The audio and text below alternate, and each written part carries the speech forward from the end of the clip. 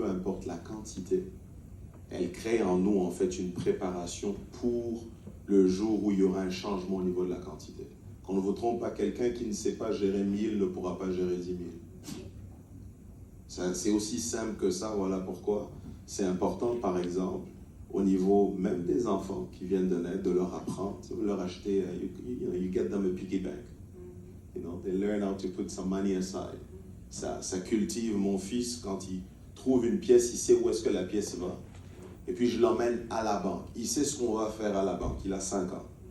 Et je vais déposer mon argent. Vous en faites pas, ça prend beaucoup de temps parce qu'on vous devez sortir des pièces. Puis il faut les compter. But it's just that culture. Et c'est tellement bien que vous parliez épargne et investissement. Parce qu'en fait, l'épargne sans l'investissement est une perte. Ça peut choquer quelqu'un, mais c'est vrai. Dans le monde financier, il existe un indicateur que je pense que même ceux qui ne le comprennent pas en ont tellement entendu parler cette année, l'inflation. Okay. L'inflation, c'est simplement l'indexation du coût de vie et de manière annuelle ou de manière ponctuelle.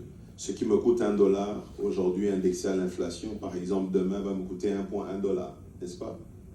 Ça veut dire que si j'épargne sans investir, même si j'ai de l'argent, j'ai perdu de l'argent parce que mon argent n'a plus la même valeur. Ce que je pouvais acheter hier, je ne peux plus l'acheter aujourd'hui, même si j'ai encore de l'argent. Donc, l'investissement vient faire deux choses. Il vient premièrement nous aider à conserver notre pouvoir d'achat, nous permettre de pouvoir acheter la même chose. Et deuxièmement, nous permet d'accroître notre valeur nette. Ça veut dire, en fait, quand je mets de l'argent de côté et que je l'investis et que j'ai un retour, le bénéfice, c'est l'argent que j'avais investi, moins l'inflation, moins toutes les dépenses. C'est ça, en fait, mon bénéfice qui fait que si hier j'avais 100, je me retrouve aujourd'hui avec 120. Là, j'ai avancé. Et c'est tellement important de cultiver l'habitude et non pas d'abord seulement la question du montant. Parce qu'une habitude de manière répétitive crée quelque chose d'extraordinaire. Je parlais avec quelqu'un pas plus tard que mercredi, jeudi, quand il a commencé, il a 4 enfants aujourd'hui. Son fils aîné doit avoir 16 ou 17 ans. Et quand il a eu son premier fils, ce qu'il a commencé à faire, c'est qu'il avait les moyens qui lui permettaient de le faire. Il mettait $1000 par mois pour son fils. Puis il a eu le deuxième, il a fait la même chose, le troisième, donc finalement il en a 4. Donc c'est $4000 et aujourd'hui, il a plus d'1 million de dollars mis de côté pour ses enfants. Comprenez un peu? Derrière le dollar que tu négliges se cache le million que tu cherches. Souvent, $100 qu'on met de côté aux 2 semaines, ça nous donne $2600. Sur 10 ans, ça nous donne $26 000. Ça, c'est non investi. Ça veut dire que naturellement, si vous décidez de changer vos habitudes, pourquoi je dis changer vos habitudes? Parce que l'épargne n'est pas toujours une question d'augmentation de salaire. L'épargne est aussi une question de changement d'habitude. Des fois, votre projet va vous coûter votre café matinal.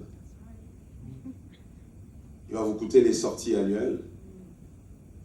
Et moi, la chose qui m'avait fait faire le déclic dans ma vie un jour en décembre, à l'époque en Afrique, les banques, c'est les papiers qui sont en forme d'accordéon. Vous connaissez ces papiers qui sont so long. Alors, je suis allé sortir mon relevé annuel. J'ai mis à côté des paracétamol, juste au cas où. Parce que j'étais sûr que ce que j'allais voir allait sûrement me donner des maux de tête. Et j'ai vu tout ce que j'avais reçu, tout ce qui était sorti. Je me demandais comment je n'avais pas d'argent. Ça vous arrive de vous poser cette question? Vous vous rappelez d'avoir touché de l'argent? Vous avez l'impression que votre compte est troué. C'est la poche, on peut penser qu'elle est trouée, mais votre compte commençait à rentrer dans vos relevés pour savoir qu'est-ce que j'ai fait. J'ai compris que mon problème n'était pas l'accès aux ressources, mais les habitudes de gestion. Avec le même salaire, j'ai commencé à avoir des résultats différents parce que j'ai changé mes habitudes. J'ai commencé à dire non à certaines choses pour dire oui à mes projets. Parce que des fois, pour dire oui à vos projets, il faut dire non à autre chose. Et c'est comme ça que ça a commencé à changer. Et l'habitude de l'épargne s'est créée. Et la meilleure manière d'épargner, c'est quand on ne se donne pas le choix d'épargner. Je vous explique. Quand vous avez encore le pouvoir de dire si vous allez le faire ou pas, vous augmentez vos chances de procrastiner votre épargne. Qu'est-ce que je veux dire par là? Vous allez à votre banque, vous créez un compte auquel l'accès est très compliqué et vous vous rassurez que l'argent entre dedans sans votre volonté. Vous vous forcez à épargner. Ça veut dire l'argent entre là, l'argent est déjà là-bas. Et même si vous voulez aller le chercher, qu'est-ce qui se passe? Quand vous pensez à la complexité pour accéder à ce compte, ça vous permet de le garder. Je vais juste terminer en disant quelque chose. On a parlé épargne, on a parlé investissement. L'investissement ressemble à une dépense. Vous savez ça? Souvent, l'investissement peut ressembler à de l'argent qui sort de votre compte. Voilà pourquoi souvent les gens épargnent à l'excès au point où ils sont appauvris par leur culture d'épargne. Ils ne savent pas saisir les opportunités. On épargne pour être prêt à une opportunité. Quand vous lisez la Bible, on parle de Joseph. Joseph a mis de côté le blé qu'il y avait pour un moment où, grâce au blé, il a pu acheter des terres. L'épargne est votre réponse à la promesse de Dieu de vous bénir. Vous dites à Dieu, je me prépare et je sais que tu enverras dans ma direction des bonnes opportunités qu'il faut savoir saisir. Et saisir vraiment, non.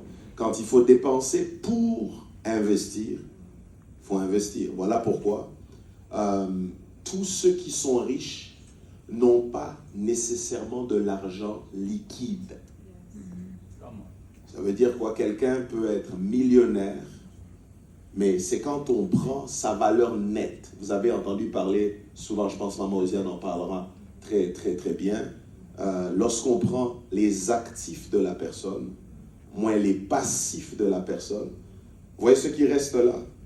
C'est ça la valeur nette. Quand on dit telle personne pèse 10 millions, ça ne veut pas dire qu'il a nécessairement 10 millions en cash dans son compte. Mais il a investi, il a peut-être 8 millions en actifs immobiliers. Vous comprenez un peu? Donc l'investissement, en fait, est la conversion de votre épargne pour que celle-ci devienne rentable. Ça mérite vraiment vos applaudissements. And I want to do a little briefing in English, Prophet, if you allow me, before we move on to the next topic. So for those who do not understand French, if I can summarize, we talked about investments and